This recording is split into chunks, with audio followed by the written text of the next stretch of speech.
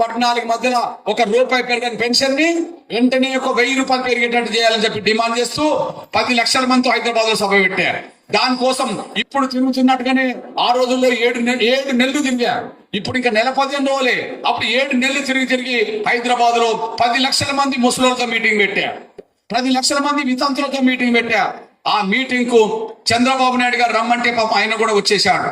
ఆ మీటింగ్ కు కేసీఆర్ రమ్మని నేను ఫామ్ హౌస్ కి పిలిచిన ఆయన రాలేదు. ఇంటర్లాండ్ పంపిండు. కిషన్ రెడ్డి గారు వచ్చారు. అన్ని పార్టీ లీడర్లు వచ్చారు. అప్పుడు నేను చంద్రబాబు నాయుడు గారిని అన్ని పార్టీలు ఉద్దేశించి ఒక మాట మాట్లాడినా. సార్, వీళ్ళందరూ ఓట్లేస్తే మీరందరూ ఎమ్మెల్యేలు అయ్యిండ్రు, ఎంపీలు అయ్యిండ్రు, మంత్రులు అయ్యిండ్రు, ముఖ్యమంత్రి అయింది సార్. వాళ్ళు ఓట్లేస్తే మీరు గెలిచి మీ జీతాలు పెంచుకున్నారు కానీ వాళ్ళ పెన్షన్ ఎందుకు పెంచలేదని చెప్పి నేను గట్టిగా అడిగా. అప్పుడు చంద్రబాబు అన్నాడు, ఎంత పెరిగితే బాగుంటుంది కృష్ణ అన్నాడు. నీ మనసులో ఏమన్నా చెప్తారా నేను అన్నా. 700 పెన్షన్ పెంచుదాం కృష్ణ అన్నాడు. 200 ఇప్పుడు ఇస్తున్నారు కదా, ఇంకొక 500 పెంచి 700 ఇద్దాం అన్నాడు. నేను అన్నా 700 అని మీరు అంటాడు, 1000 అని నేను అంటున్నా కదా సార్, మన మధ్య తేడా 300 కదా, ఆ 300 కూడా కలిపి 1000 ఇస్తామని నువ్వు చెప్పు సార్. ఈ ముసలోళ్ళందరూ ఓట్లు నీకేస్తారు సార్, అప్పుడు నువ్వే ముఖ్యమంత్రి అవుతావు అన్నా నేను. అప్పుడు నా మాట విన్నాడు. నేనే 1000 కృష్ణ అని చెప్పి ఆయన ప్రకటన చేశాను. ఆ తర్వాత కేసీఆర్ పంపిన ఈటలందరూ ఆయన ₹1000 అన్నాడు. బీజేపీ వాళ్ళు ₹1000 అన్నాడు. కాంగ్రెస్ వాళ్ళు ₹1000 అన్నారు. కమ్యూనిస్ట్ వాళ్ళు, మార్కెట్ వాళ్ళు ₹1000 అన్నారు.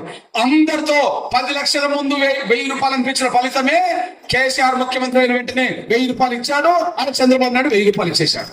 అంటే 10 ఏళ్లు గడిచిన ₹1 పెరగని పెన్షన్ ని 10 లక్షల మంది సభతో ఒక్కసారి ₹1000 దాకా పెరిగేటట్టు చేశాము.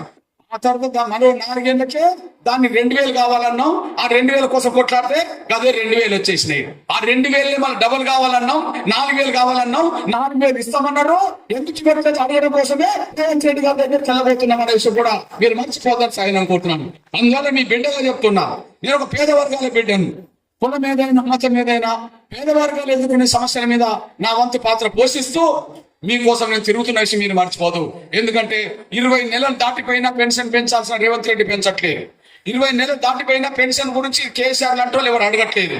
ఇట్లాంటి వర్షంలో ఇప్పటికే మోసపోయినాం, నష్టపోయినాం కనుక ఇక మోసపోవద్దు, నష్టపోవద్దు అని చెప్పడం కోసమే హైదరాబాద్ సభ పెట్టబోతున్నాం. అయ్యా రేవంత్ రెడ్డి గారు, నువ్వు పెన్షన్ పెంచాల్సిందే, కొత్త పెన్షన్ ఇవ్వాల్సిందే, లేకపోతే రాజీనామా చేసి ఇంటికి వెళ్లాల్సిందని చెప్పడం కోసమే హైదరాబాద్ సభ జరగబోతుంది కనుక ఆ సభకు మీరు రమ్మని చెప్పడం కోసమే నేను తెలంగాణ తిరుగుతూ మీ దగ్గరకు వచ్చాను.